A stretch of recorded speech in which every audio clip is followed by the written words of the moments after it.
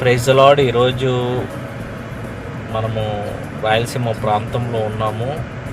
అనేక ప్రాంతాలు కూడా సువార్త ప్రకటిస్తున్నాము. దేవునికి మహిమ కలుగును గాక. అనేకులు కూడా సువార్త ప్రకటించండి. అదేవిధంగా రోడ్ల మీద ఎంతోమంది తాగుతూ తిరుగుతూ తిడుతూ అనేకులు రోడ్డు పైన తాగి అనేకులు తిడుతూ ఉంటారు. అటువంటి వాళ్ళని ఏమనరు. వాడు రోడ్డు మీద పోతున్న ప్రతివాడిని తిడుతూ ఉంటారు. ప్రతివాడిని ఓరా అంటుంటారు, అది అంటారు, గలీజ్ మాట తిడుతూ ఉంటారు. అవి వాళ్ళు ఏం పట్టించుకోరు. కడపత్రాలు పట్టుకొని సువార్త ప్రకటిస్తూ యేసుప్రభు మంచోడు, ఆయన నమ్ముకుంటే మనకి పరలోకం ఉంటుంది. ఇప్పటికిప్పుడే చనిపోతే నువ్వు దేవుడు తెలియకపోతే నువ్వు నరకంలో పోతావు. యేసుప్రభు నమ్ముకుంటే పరలోకానికి వెళ్తాం నాన్న.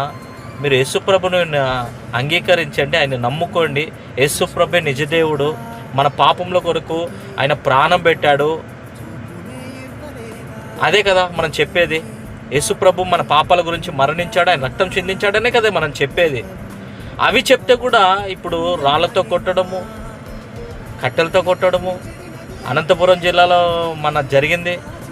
వాళ్ళు పాపం డైలీ కూడా పోరు. వాళ్ళు ఆదివారం మాత్రమే పోయేవాళ్ళంట. ఆదివారం సాయంత్రము ప్రతి గ్రామానికి వెళ్ళి సువార్త ప్రకటించి వచ్చే టైంలో ఆ విధంగా జరిగింది.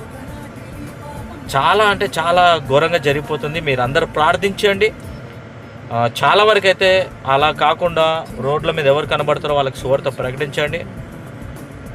ఎందుకంటే ఊర్లోకి పోతే చాలా ఇబ్బంది పెడుతున్నారు కాబట్టి ఇటువంటి దాడులు కూడా జరగకూడదని మీరు ప్రార్థించండి. నేను కూడా ప్రార్థిస్తాను.